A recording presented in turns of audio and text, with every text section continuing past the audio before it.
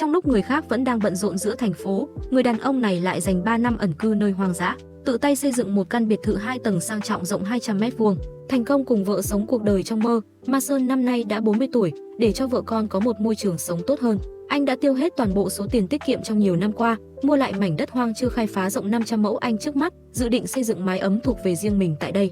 Ai cũng biết, người nước ngoài thường không quen kiểu ngồi xổm châu Á, khả năng đi vệ sinh ngoài trời gần như tương đương thương tật cấp 9, vì vậy trước tiên anh phải giải quyết vấn đề vệ sinh cho cả gia đình. Chỉ thấy Mason trước hết mua một xe đá răm, dùng máy xúc san phẳng chúng lên mặt đất, như vậy có thể nâng cao hiệu quả thấm nước của nền đất, đồng thời cũng có thể ngăn tình trạng sụt lún xảy ra. Tiếp đó lại giải thêm một xe sỏi cát nhỏ, lấp đầy các khe hở giữa những viên đá bên dưới. Sau khi dùng máy xúc liên tục cán ép cho bằng phẳng, anh liền có thể lắp đặt ống thấm nước lên trên. Giữa mỗi đường ống đều dùng khớp khóa để cố định, đảm bảo vị trí nối sẽ không xảy ra tình trạng rò rỉ nước. Những đường ống này chủ yếu có tác dụng phân tán và lọc nước, giúp nước thải có thể thấm xuống lòng đất hiệu quả hơn. Vị trí đầu nối được liên thông với nhau bằng những đường ống nhỏ, đầu còn lại được lắp thống nhất vào bể chứa nước thải. Như vậy việc xây dựng khu thấm lọc coi như hoàn thành.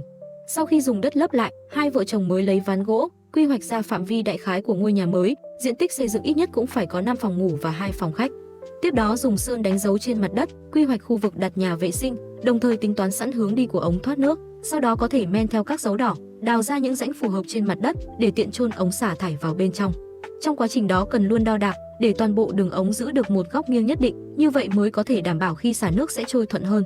Từ thái độ nghiêm túc này không khó nhận ra, anh chàng này ít nhất cũng có 10 năm kinh nghiệm công trường, thiếu 1 năm thôi cũng không thể làm chuyên nghiệp đến vậy. Sau khi bố trí xong hướng đi của đường ống nước toàn bộ căn nhà, Mason bắt đầu đào dọc theo phần móng, kéo dài mãi đến vị trí chuẩn bị đặt bể phốt, kết nối sẵn đường ống thoát nước vào đúng chỗ, tránh phiền phức phải làm lại về sau. Sau khi dùng đất lấp xong, lại đánh dấu trên mặt đất, để phòng trong quá trình đào bới sau này không cẩn thận làm hỏng đường ống ngầm bên dưới. Để làm một lần dùng lâu dài, diện tích hố sâu nhất định phải đủ lớn, như vậy mới có thể đặt vừa bể phốt cỡ lớn vào trong. Dung tích tròn 30 mét khối, 3 người dùng trong 20-30 năm cũng không thành vấn đề. Đợi sau khi lấp đất quanh bể phốt, liền có thể kết nối nó với khu thấm lọc, rồi nối nốt đường ống thoát nước ở đầu còn lại. Lúc này toàn bộ hệ thống xả thải mới chính thức hoàn thiện. Nước thải trước tiên sẽ chảy qua cống thoát vào bể phốt, sau khi lắng xuống sẽ tiếp tục dẫn đến khu thấm lọc. Trải qua quá trình phân hủy và lọc, nó sẽ thấm vào trong đất, sau này trồng rau ở đây chắc chắn sẽ đạt hiệu quả gấp đôi.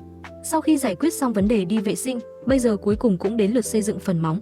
Xét đến việc mặt đất đều là các đất mềm, cần lót trước một lớp tấm xốp cách nhiệt, như vậy có thể chống ẩm và chống thấm hiệu quả, đồng thời nhờ bản thân có độ đàn hồi, nó còn có thể đóng vai trò giảm chấn nhất định. Để ngôi nhà mới đạt được hiệu quả ấm vào mùa đông, mát vào mùa hè, anh lại bố trí hệ thống ống sưởi sàn ở phía trên. Nhờ bề mặt tấm vật liệu vốn có các điểm gồ lên, có thể rất dễ dàng cố định đường ống nước vào đó, sau đó lại dùng cốt thép đan thành khung, tăng thêm đủ độ cứng cho toàn bộ phần móng. Xong xuôi liền gọi xe bồn bê tông tới, tiến hành làm cứng mặt nền.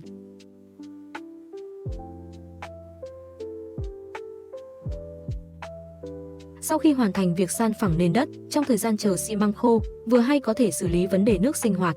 Dù sao ở nơi hoang dã không giống như trong thành phố, ở đây không có hệ thống cấp nước tập trung, chỉ có thể dựa vào cách khoan giếng để lấy nguồn nước. Mà người chuyên nghiệp đúng là khác biệt, chỉ dùng 1 tiếng đồng hồ đã hoàn thành công việc này, đồng thời còn kèm theo dịch vụ kiểm tra chất lượng nước, khiến Mason cũng không còn quá sót tiền, thậm chí còn có cảm giác đáng đồng tiền bát gạo. Tiếp đó có thể đào rãnh trên mặt đất, chôn sẵn đường ống nước vào bên trong, rồi lắp đặt máy bơm ở đầu còn lại, sau này cả nhà sẽ có thể dùng nguồn nước sinh hoạt đúng nghĩa. Mà muốn sống thật sự thoải mái nơi hoang dã, điện lực tuyệt đối là một phần không thể thiếu. Chỉ thấy Mason trước tiên lắp ráp khung ở một nơi không xa, ở giữa dùng ống thép để liên kết, cố định chắc chắn hai bên lại với nhau. Hơn nữa do giữa các khung có sự chênh lệch độ cao, sau khi hoàn thành, tổng thể sẽ tạo thành một góc nghiêng nhất định, như vậy khi lắp tấm pin mặt trời lên, hiệu suất phát điện cũng sẽ được nâng cao rõ rệt. Sau khi giải quyết xong mấy yếu tố sinh tồn cơ bản, Mason cũng có thể chuyên tâm bắt đầu xây dựng ngôi nhà.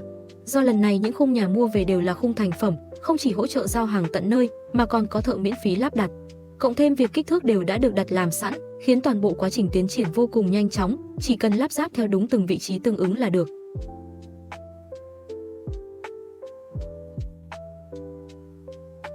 Không thể không nói, có tiền đúng là tốt, từ ban đầu chỉ có mỗi phần móng, đến bây giờ căn nhà nhỏ 2 tầng đã mọc lên sừng sững, toàn bộ quá trình chỉ mất vỏn vẹn 1 tuần. Sau khi làm lớp chống thấm cơ bản cho phần mái, tiếp theo có thể bắt đầu hoàn thiện bên trong nhà. Đầu tiên chính là lắp cầu thang lên tầng 2, Mason không có nhiều kinh nghiệm trong lĩnh vực này, nên đành mời cha đến giúp, chế tạo phần khung đỡ của cầu thang, phần mặt bậc còn lại thì anh tự mình có thể hoàn thành. Bây giờ việc lên xuống đã thuận tiện hơn nhiều. Xét thấy khu vực hiên nhà quá thông thoáng, Mason dự định đóng kín nó lại. Buổi chiều, trong rừng bắt đầu có tuyết bay, khiến nền nhiệt vốn đã lạnh lại đột ngột giảm sâu thêm lần nữa. May mà công việc này không quá khó, rất nhanh anh đã dùng gỗ vung cố định xong phần khung, tiếp theo chỉ cần lấy tấm vật liệu đến phủ lên là được. Khi toàn bộ phần hiên nhà đã được bao bọc lại, bên ngoài còn phải dùng băng keo cường lực dán kín các khe hở giữa những tấm vật liệu, không cho gió lạnh có bất kỳ cơ hội nào lẻn vào trong nhà. Tranh thủ mấy ngày gần đây trời quang đãng, họ lại lắp nốt số tấm pin mặt trời còn lại lên, đây đều là niềm hy vọng để họ duy trì cuộc sống.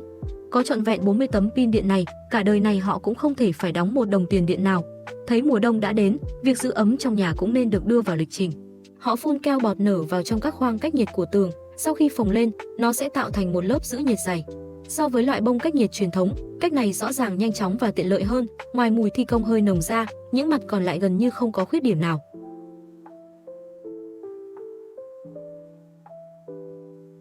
Trong lúc người vợ phun bọt một bên, Ma Sơn còn cần phải xẻng bỏ phần dư thừa, như vậy khi ốp tấm tường mới có thể khít khao không chút khe hở. Nhưng chuyện quan trọng nhất hiện nay chính là dẫn nguồn điện mặt trời vào trong nhà, như vậy hai người sẽ không còn phải làm việc trong bóng tối. Chỉ thấy anh trước tiên khoan lỗ trên các vách ngăn, sau đó luồn đường dây điện qua giữa, vì việc này Ma Sơn đã làm thợ điện suốt 3 năm, cuối cùng cũng đến lúc phát huy tác dụng. Tiếp đó anh lắp pin lưu trữ ở góc nhà, cuối cùng, với tính cách cẩn thận, anh lại kiểm tra toàn bộ đường dây thêm một lượt, lúc này mới yên tâm cấp điện vào trong nhà. 40 tấm pin mặt trời cộng thêm 6 bộ pin lưu trữ, cả gia đình từ nay không còn phải lo chuyện dùng điện nữa. Mà điều này cũng khiến hai vợ chồng có thêm một công việc, mỗi ngày ngoài việc phải dọn tuyết xung quanh, vệ sinh các tấm pin cũng trở thành một trong những việc bắt buộc phải làm. Sau đó Ma Sơn cầm máy cưa lọng, cắt ra vị trí khung cửa sổ, lắp những ô cửa đã đặt mua từ trước vào, sau khi xác định độ thẳng đứng không có vấn đề, mới dùng đinh sắt cố định chắc chắn lại. Nhưng do vấn đề trao đổi thông tin, màu sắc của cửa chính có chút sai lệch so với thực tế, may mà vấn đề không lớn, trực tiếp sơn thành màu đen cũng như nhau.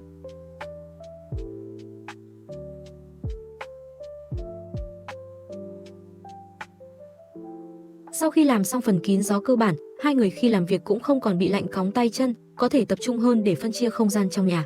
Tầng 1 ngoài nhà vệ sinh và phòng bếp ra, khu vực chiếm diện tích lớn nhất chính là phòng khách. Để không lãng phí dù chỉ một chút không gian nào, anh đặc biệt thiết kế cánh cửa theo kiểu cửa trượt. Tầng 2 là phòng ngủ của hai vợ chồng, cũng cần được quy hoạch thật tốt, dùng vách ngăn chia đôi từ giữa ra, mới có thể tận dụng từng mét vuông đến mức tối đa. Hai người bận rộn từ sáng đến tối, cuối cùng cũng hoàn thiện khung của từng căn phòng. Kết thúc một ngày làm việc vất vả, được tắm nước nóng chắc chắn sẽ vô cùng thoải mái. Vì vậy sang ngày hôm sau, Ma Sơn bắt đầu lắp đặt máy nước nóng. Nhờ đã chừa sẵn đường ống nước nóng và nước lạnh từ trước, công việc lắp ráp diễn ra vô cùng thuận lợi. Cùng lúc đó, đường dây điện trên tầng 2 cũng phải được sắp xếp rõ ràng từ sớm, chuẩn bị cho việc lắp đặt đèn chiếu sáng về sau. Ngay sau đó, anh lắp cửa sổ tầng 2 lên, để nhiều ánh nắng hơn có thể xuyên qua không gian trong nhà, bên trong lập tức trở nên sáng sủa hẳn lên. Ngắm phong cảnh ở đây đúng là đẹp đến mức không thể chê vào đâu được. Sau đó Ma Sơn lấy bông cách nhiệt tới, sau khi cắt gọt cẩn thận, anh lấp đầy các khoảng ngăn bên trong tường, đảm bảo không lãng phí dù chỉ một chút hơi ấm nào trong nhà. Lúc này, số tấm thạch cao đã đặt cũng vừa hay được giao đến. Để có thể sớm chuyển vào nhà mới, Ma Sơn không mà nghỉ ngơi quá nhiều, liền bắt đầu bịt kín các bức tường. Thời tiết trong rừng thay đổi thất thường, đêm đến một trận bão tuyết bất ngờ ập tới. Biến cố đột ngột khiến anh có chút trở tay không kịp, Ma Sơn buộc phải lái xe xúc tuyết để dọn dẹp. Sáng hôm sau, trận bão tuyết dữ dội đã dịu đi rất nhiều. Nhờ hôm qua dọn dẹp kịp thời, tuyết tích tụ không gây ảnh hưởng đến họ. Hai người cũng có thể tiếp tục bắt đầu việc lắp đặt tấm tường.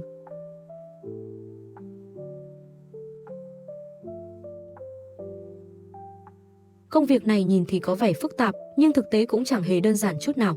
Chỉ riêng tầng 2 đã mất trọn một tuần, tiếp đó còn phải dán băng keo lên các bức tường, rồi chét một lớp vữa lên bề mặt, lấp đầy các khe hở giữa những tấm vật liệu. Do người vợ đột ngột quyết định về nhà mẹ đẻ, nên chỉ còn Ma Sơn một mình hoàn thành, việc này lại tốn thêm 2 ngày thời gian. Xong xuôi còn phải dùng máy mài góc để mài, xử lý phẳng những phần bề mặt bị nhô lên. Đợi sau khi vợ đi thăm người thân trở về, họ có thể bắt đầu chét bột bả lên tường.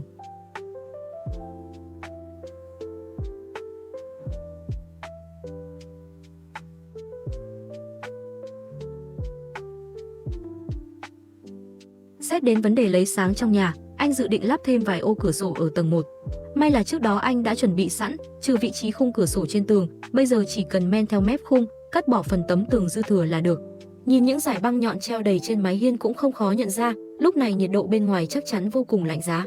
Nhưng là trụ cột duy nhất trong gia đình, dù vất vả đến đâu Ma Sơn cũng phải nghiến răng kiên trì.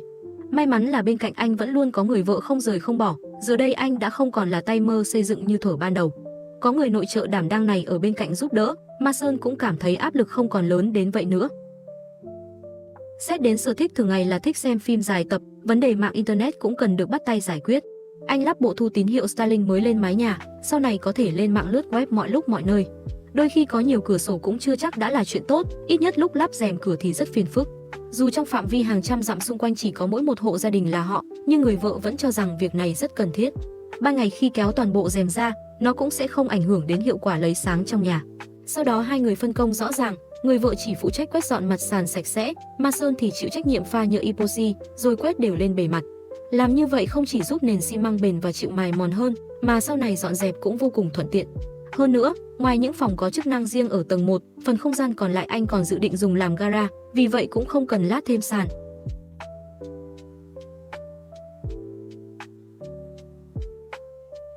Tranh thủ thời gian chờ lớp sơn khô, anh tiện thể lắp sàn cho tầng 2. Loại tấm vật liệu giả vân gỗ nhìn vô cùng sang trọng, cộng thêm chất liệu sợi polyester của bản thân nó, sau này nếu phải thay cũng sẽ không quá sót. Chỉ có điều cần chú ý các đầu tấm ván phải được đặt so le, như vậy mới có thể tạo ra vẻ đẹp có tầng lớp rõ ràng. Với những chỗ không vừa, anh tiến hành đo đạc, dùng cưa lọng cắt ra hình dạng tương ứng, đảm bảo mỗi tấm vật liệu đều khít khao không chút khe hở. Đây là một công việc cực kỳ mỏi lưng, Mason thỉnh thoảng lại cần nghỉ một chút. May mà diện tích tầng 2 không lớn, cộng thêm có vợ hỗ trợ bên cạnh, nên hai người rất nhanh đã hoàn thành công việc này. Tấm vật liệu màu óc chó kết hợp với tường trắng, cảm giác giống như một căn biệt thự đã dần hiện rõ. Do trước đây khi dựng khung, Mason không chừa sẵn vị trí cửa gara, nên anh còn phải tháo dỡ một phần tường mới có thể lắp chiếc cửa cuốn bề thế vào. Nhà vệ sinh vốn là nơi gắn liền với ẩm ướt, nên khả năng chống ẩm bên trong nhất định phải làm đến nơi đến chốn. Để tránh hơi nước ăn mòn phần khung, mặt tường buộc phải được phủ kín toàn bộ bằng vật liệu chống nước. Tiếp đó lại chét vữa lên, xử lý kỹ từng khe nối giữa các tấm vật liệu, xong xuôi mới có thể chét bột bả lên tường.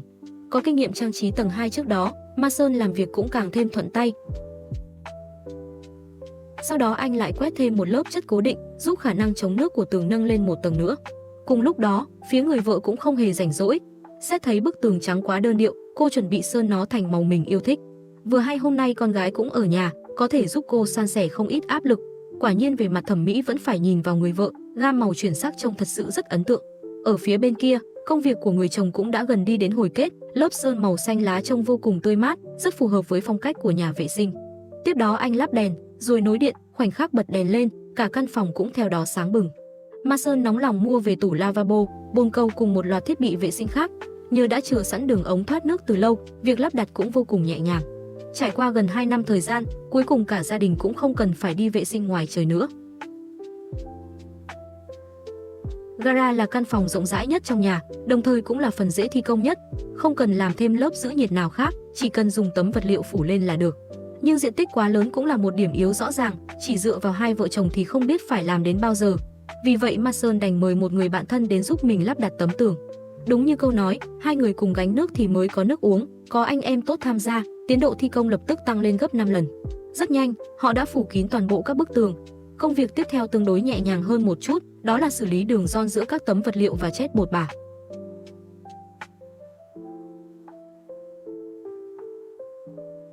Để tổng thể phong cách thống nhất hơn, phần mái cũng phải dùng ván gỗ màu trắng để đóng kín lại.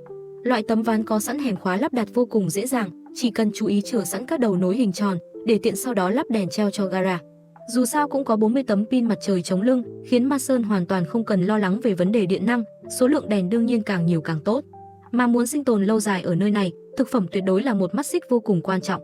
Để thông qua việc trồng rau đạt được khả năng tự cung tự cấp, người vợ nhanh chóng lắp ráp vài luống trồng rau. Đáy luống trước tiên đặt gỗ mục vào để làm lớp phân dày, tiếp đó lại đổ đất dinh dưỡng vào cho đầy, xong xuôi mới có thể vùi hạt giống vào bên trong. Xét thấy cách làm này quá phiền phức, không thể triển khai trồng trọt quy mô lớn, vì vậy Mason trực tiếp đổ đất dinh dưỡng ở bên cạnh, khai phá lại một mảnh vườn rau mới, chủ yếu trồng một số loại cây tương đối dễ sống. Như vậy trong một mùa, họ có thể thu được 2 phần sản lượng. Dù bình thường chăm sóc có hơi phiền phức, nhưng tin rằng chỉ cần họ chịu bắt tay hành động, rất nhanh sẽ có thể ăn được rau do chính mình trồng. Sang ngày hôm sau, Mason mua đồ nội thất về.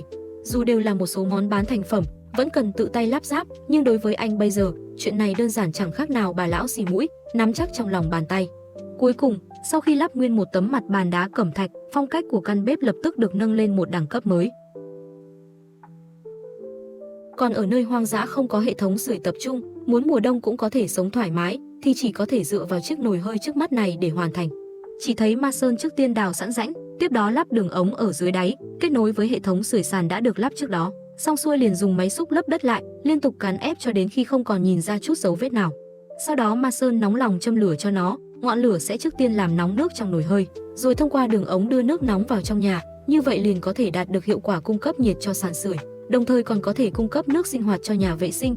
Chỉ mới qua vỏn vẹn 1 tiếng đồng hồ, nhiệt độ trong nhà đã đạt tới 72 độ F, cũng tương đương khoảng 20 độ C.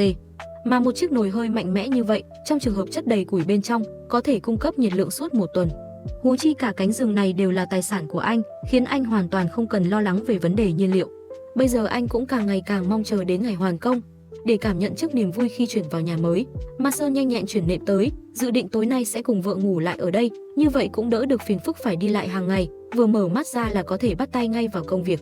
Xét thấy hơi nước trong phòng tắm quá nhiều, chỉ dựa vào tấm thạch cao thì khó mà ngăn được hơi ẩm, vẫn cần dán thêm một lớp gạch chống nước ở bên ngoài, tránh khi tắm, hơi ẩm ăn mòn thân tường. Vào những ngày nắng đẹp, người vợ cũng không quên ra vườn rau đi một vòng. Những loại rau trồng khi trước, rất nhiều đã đến lúc có thể thu hoạch. Nhìn cảnh tượng trái quả sum xuê trước mắt, người vợ cũng khó giấu được niềm vui trên gương mặt.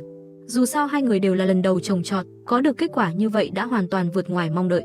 Đợi đến lúc chạng vạng, cả gia đình 3 người quây quần bên đống lửa trại, thưởng thức những loại rau vừa hái về trong ngày, hạnh phúc vào khoảnh khắc này cũng trở nên rõ ràng hơn bao giờ hết. Ngày hôm sau, Ma Sơn mua ván cửa về. Vì yêu cầu về mặt thẩm mỹ, người vợ đề nghị sơn tất cả thành màu xám. Trong lúc chờ lớp sơn khô, xét thấy mấy ngày gần đây lượng mưa khá dồi dào, anh dự định hoàn thiện phần mái nhà. Do trước đó đã làm xong chống thấm, bây giờ chỉ cần lợp thêm tôn màu lên là được. May mà nhà xưởng hỗ trợ dịch vụ đến tận nơi, cũng tránh cho anh phiền phức phải tự lắp đặt. Tục ngữ nói, đông người thì sức mạnh lớn. Cách làm việc theo dây chuyền tổng thể này không chỉ có hiệu suất rất nhanh, mà từng chi tiết cũng đều được xử lý vô cùng chỉn chu. Sau đó lại lắp các cánh cửa lên, kiểu mở trượt khiến hiệu suất tận dụng không gian được phát huy đến mức tối đa. Khi bên trong ngôi nhà mới ngày càng hoàn thiện, đường dây của từng căn phòng cũng đã được sắp xếp rõ ràng, đã đến lúc bắt tay vào trang trí phòng điện. Trước tiên dùng ván gỗ bịt kín 4 mặt tường lại. Xét thấy màu sắc không phù hợp với phong cách tổng thể, Ma Sơn chuẩn bị sơn bề mặt thành màu trắng. Để tránh sơn dây ra khắp nơi, anh còn cần che chắn kỹ những phần lộ ra ngoài, sau đó mới có thể yên tâm bắt đầu công việc sơn tường.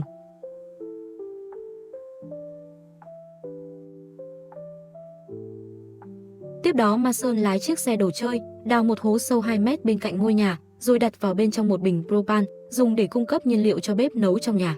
Nhìn kích thước của bình ga này, cả gia đình dùng 2-3 năm cũng không thành vấn đề. Chiều tối, Ma Sơn chuyển đến những món đồ nội thất đã lên nước bóng theo thời gian. Dù là đồ săn được ở chợ đồ cũ, nhưng hai người lại đặc biệt yêu thích cảm giác lịch sử này, nằm lên đó thậm chí còn có thể ngửi thấy mùi của người chủ đời trước. Nhưng dưới nhịp làm việc liên tục không ngừng như vậy, cuối cùng cơ thể người vợ vẫn không thể trụ nổi, có lẽ cô cần nhập viện điều trị một thời gian. Là hình mẫu tiêu biểu của một người chồng tốt, Ma Sơn đương nhiên phải ở bên cạnh vợ. Nhưng xét thấy hiện tại đã là mùa thu, nhiệt độ trong rừng cũng ngày càng mát lạnh hơn. Để có thể thuận lợi vượt qua mùa đông, mỗi ngày anh còn phải lái xe đi quanh khu rừng, thấy những thân cây đổ nằm ngang liền chất lên xe, kéo về để làm nhiên liệu dự trữ cho mùa đông.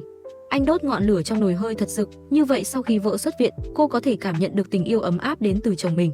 Không chỉ vậy, Ma Sơn trước đây chưa từng xuống bếp, giờ đây cũng đã học được cách chuẩn bị bữa ăn dinh dưỡng. Dù không biết hương vị thế nào, nhưng sự xúc động trên gương mặt người vợ đã thể hiện rõ hơn mọi lời nói. Hơn nữa do vấn đề sức khỏe, cô không thể làm những công việc quá nặng nhọc, nhưng cô vẫn cố gắng hết sức mình, giúp chồng hoàn thành một số việc trong khả năng. Tình yêu chưa bao giờ là những lời thề hẹn nồng nhiệt, cũng không phải sự lãng mạn dịu dàng trong một khoảnh khắc, mà là sự đồng hành chưa từng vắng mặt theo năm tháng. Tin rằng với những nỗ lực này của họ, rất nhanh thôi, cả gia đình sẽ có thể thật sự chuyển vào ngôi nhà mới. Diện tích của căn phòng bên tuy không lớn, nhưng được cái ánh sáng vô cùng đầy đủ.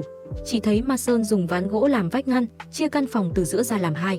Bên trong anh dự định dùng làm phòng chứa đồ, lắp thêm kệ hàng ở phía trên, tiếp tục tăng diện tích lưu trữ trong nhà. Phía dưới lại lắp thêm bồn rửa, như vậy khi xử lý một số loại thực phẩm thịt sẽ rất tiện lợi. Nhờ đã chừa sẵn vị trí đường ống nước từ trước, Ma Sơn thao tác cũng vô cùng nhẹ nhàng. Sang ngày hôm sau, anh mua gà con từ chợ về, đặt vào chuồng gà tạm thời đã dựng sẵn. Có thể thấy lần này Ma Sơn thật sự chịu chi, một lần mua hơn 30 con. Nếu tính theo kiểu gà đẻ trứng, trứng nở gà, thì số này đủ ăn trong một thời gian dài. Thậm chí có một con còn không thể chịu nổi đến ngày mai, ngay tối hôm đó đã bị làm thành gà nướng nguyên con. Từ lúc bước vào chuồng gà cho đến khi được bưng lên bàn ăn, cũng chỉ mất vỏn vẹn nửa tiếng. Tâm trạng cả gia đình đều vô cùng nặng nề, nhưng cũng chỉ có thể hóa đau thương thành khẩu vị mà thôi. Để không lãng phí từng phần không gian trong nhà, sang ngày hôm sau Ma Sơn lại lắp kệ để đồ lên tường, đặt một số thực phẩm đóng hộp lên trên. Phía còn lại thì dùng để cất các thiết bị gia dụng cỡ nhỏ. Vốn chỉ là khoảng cách của một lối đi, vậy mà anh lại tận dụng ra cảm giác như có thêm mười mấy mét vuông. Trong khoảng thời gian tiếp theo, Ma Sơn đều bận rộn với việc hoàn thiện các chi tiết, nhỏ thì lắp móc treo cho từng căn phòng, tiếp tục làm đẹp phần viền cửa ra vào và cửa sổ. Lớn thì lắp mái hiên trước cửa gara, tránh nước mưa chảy theo xuống rồi tràn vào trong nhà. Ngày tháng cứ bình lặng trôi qua từng ngày, cuối cùng Ma Sơn cũng nhớ ra vẫn chưa lắp tấm ốp tường ngoài. Là lớp lá chắn đầu tiên của ngôi nhà mới, nó nhất định phải chịu được thử thách của nắng gió, vì vậy về mặt vật liệu phải đủ chắc chắn, tránh phiền phức phải thường xuyên thay mới về sau. Loại tấm polyethylene này không chỉ bền, chịu mài mòn tốt, bản thân nó còn có hiệu quả cách âm khá ổn. Hơn nữa thiết kế giả vân gạch nhìn rất có chất liệu, điều quan trọng là lắp đặt cũng vô cùng thuận tiện, chỉ cần bôi keo cường lực lên mặt sau khi dán lên thì vặn chặt qua các lỗ vít là được. Dù cả quá trình chỉ có một mình Ma Sơn, anh cũng vẫn có thể hoàn thành tốt công việc này.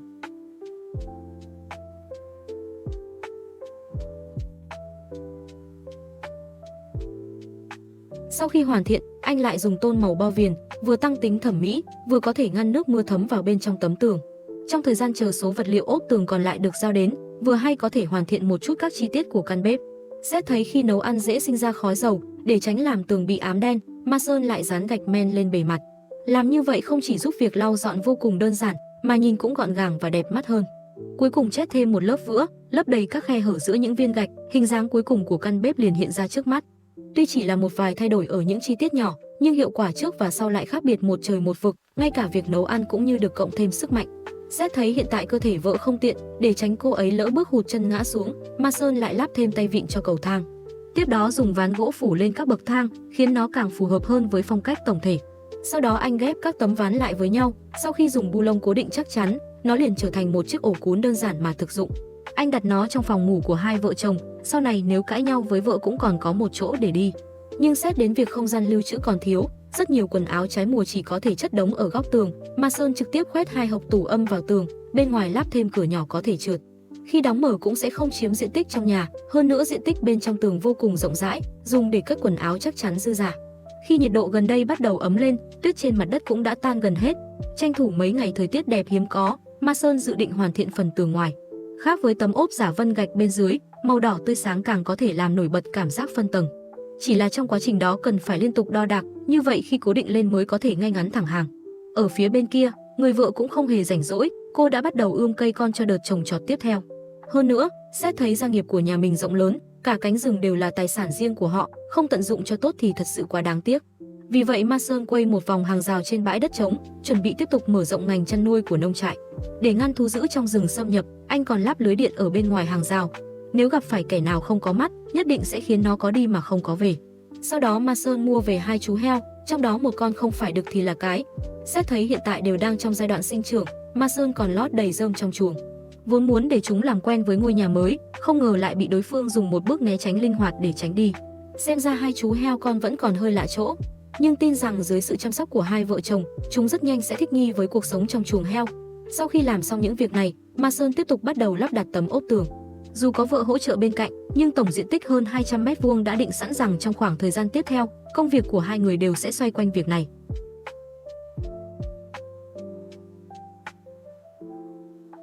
Khi tấm ốp tường cuối cùng được lắp lên, việc xây dựng ngôi nhà gỗ coi như chính thức hoàn thành. Trước sau mất hơn 2 năm thời gian, cuối cùng Ma Sơn cũng thực hiện được giấc mơ ban đầu, đưa vợ con ở trên mảnh đất mà mình yêu quý này, sống một cuộc đời thật sự khiến người ta ngưỡng mộ.